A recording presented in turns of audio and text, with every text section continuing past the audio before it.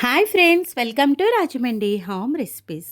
ఈరోజు మన ఛానల్లో నేను చూపించిపోయే రెసిపీ టెంపుల్ స్టైల్లో కొబ్బరన్నం క్విక్ అండ్ ఈజీ వేలో ఎలా తయారు చేసుకోవాలో ఈ వీడియోలో చూసేద్దాం. కొబ్బరన్నం తయారు చేసుకోవడానికి ముందుగా రైస్ని అయితే కుక్ చేసుకోవాలి. టీ గ్లాస్ అంత రైస్ తీసుకుంటున్నా మునిగేంత వరకు నీళ్లు వేసుకుని బియ్యాన్ని శుభ్రంగా 2 సార్లు అయితే కడిగేసేయండి.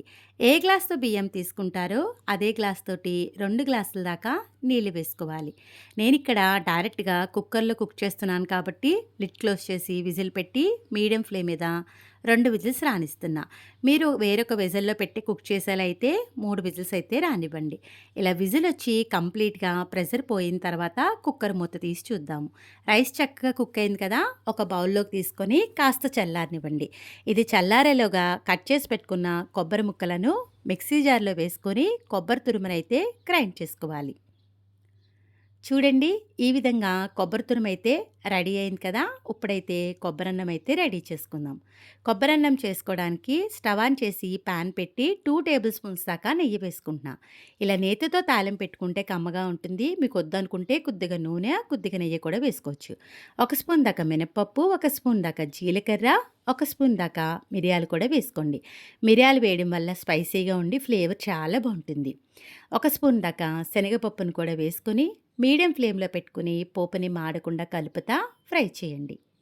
పోపు ఇలా మనకి కాస్త ఫ్రై అయిన తర్వాత 5 లేదా 6 పచ్చిమిర్చి వేసుకోండి. క్లీన్ చేసి పెట్టుకున్న కరివేపాకు, ఒక 2 ఎండుమిర్చి వేసుకొని పచ్చిమిర్చి, ఎండుమిర్చిని ఫ్రై చేసుకోవాలి. ఇలా కాస్త ఫ్రై అయిన తర్వాత కొద్దిగా జీడిపప్పును వేసుకోండి. తినేటప్పుడు జీడిపప్పు పలుకులు తగులుతూ చాలా బాగుంటుంది.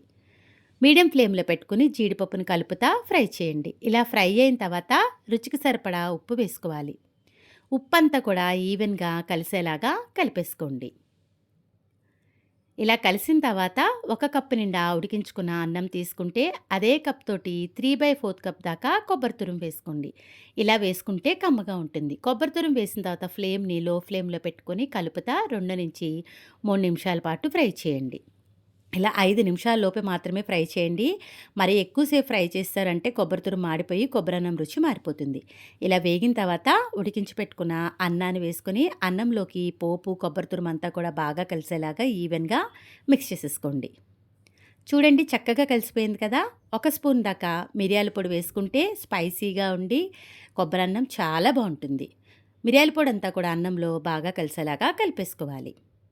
అంతే, ఎంతో సింపుల్ అండ్ టేస్టీగా చేసుకునే టెంపుల్ స్టైల్ కొబ్బరన్నం అయితే రెడీ అయిపోయింది. వీడియో నచ్చిందా?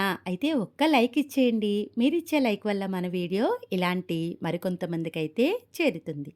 ఇంకెందుకు ఆలస్యం, నేను చెప్పినట్టుగా ఇలా క్విక్ అండ్ ఈజీగా టెంపుల్ స్టైల్ కొబ్బరన్నాన్ని మీరు కూడా ట్రై చేయండి.